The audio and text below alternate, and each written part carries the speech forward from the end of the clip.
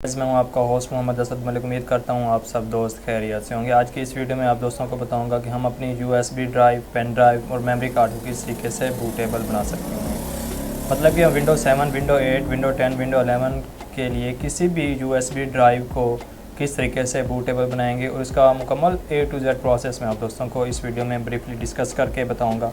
तो सिंपली मैं यहाँ से गूगल क्रोम पे जाता हूँ। क्रोम में आने के बाद एक ऐसा सॉफ्टवेयर जिसके ज़रिए हम अपने मेमोरी कार्ड, पेन ड्राइव या यूएसबी ड्राइव को बूटेबल बनाएंगे और वो सॉफ्टवेयर कौन सा है। तो सिंपल मैं यहाँ से लिखता हूँ RUFUS रिफ्यूज़। ये एक ऐसा सॉफ्टवेयर है जिसके ज़रिए हम अपनी पेन ड्राइव को बूटेबल कर सकते हैं। Create bootable USB drive the easy way, ये उनकी अपनी वेबसाइट है। तो यहाँ से मैं उसका लेटेस्ट वर्जन डाउनलोड करूँगा। लेटेस्ट वर्जन डाउनलोड कर लेने के बाद बेसिकली मैंने इसका वर्जन पहले ही डाउनलोड किया हुआ है। यहाँ पे उसका एक हमें पिक्चर दिखा रहे हैं, शो करा रहे हैं और इस तरीके से हम यहाँ पे ये देखें उसके लेटेस्ट वर्जन दिए हुए हैं, मुख्तलिफ वर्जन दिए हुए हैं। तो आप यहाँ से इजीली इस वर्जन को डाउनलोड कर सकते हैं। डाउनलोड कर लेने के बाद तो यहाँ से मैं अपने ब्राउज़र पे आ चुका हूँ और यहाँ से डाउनलोड कर लेने के बाद मैं यहाँ से इसे डबल क्लिक करने के बाद यहाँ से सॉफ्टवेयर को इंस्टॉल कर लेता हूँ। और सॉफ्टवेयर को इंस्टॉल कर लेने के बाद यहाँ से यस पे क्लिक करता हूँ। उसके बाद हमें यहाँ से पूछ रहा है कि do you want to allow refuse to check for application update. वो चाह रहा है कि हम अपनी इसको लेटेस्ट वर्जन को अपडेट करके उसके बाद ही हम अपने विंडोज़ को बूटेबल बनाएं। तो मैं यहाँ से सिंपली नो पे क्लिक करता हूँ और उसके बाद हमें एक नया प्रीव्यू यहाँ पे शो हो रहा है। तो मेरे पास जो इस वक्त मेमोरी कार्ड लगा है वो है 8 GB का और यहाँ से वो पूछ रहा है डिस्क और बायोस इमेज, फ्री DOS या नॉन बूटेबल।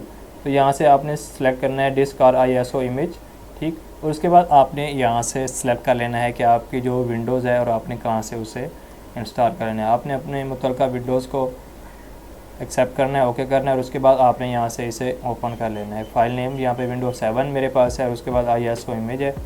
तो उसके बाद मैं इसे ओपन कर देता हूँ।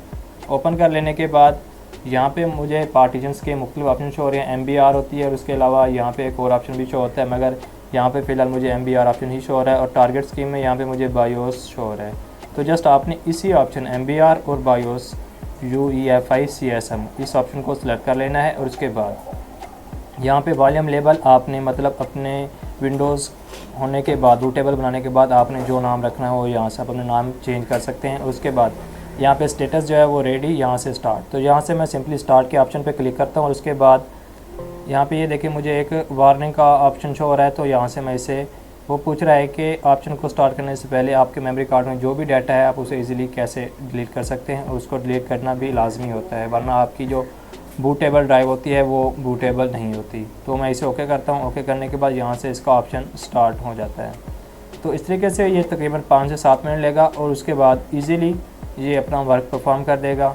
और इस तरीके से हमारी ये एक USB ड्राइव बूटेबल हो जाएगी। और जैसे ही ये ऑप्शन यहाँ पे देखें स्टार्ट, यहाँ पे कैंसिल, जैसे ही ये कंप्लीट होगा तो आपने कुछ भी नहीं करना, सिंपल आपने यहाँ से कैंसिल कर देना है और उसके बाद आपकी USB ड्राइव बूटेबल बन जाएगी।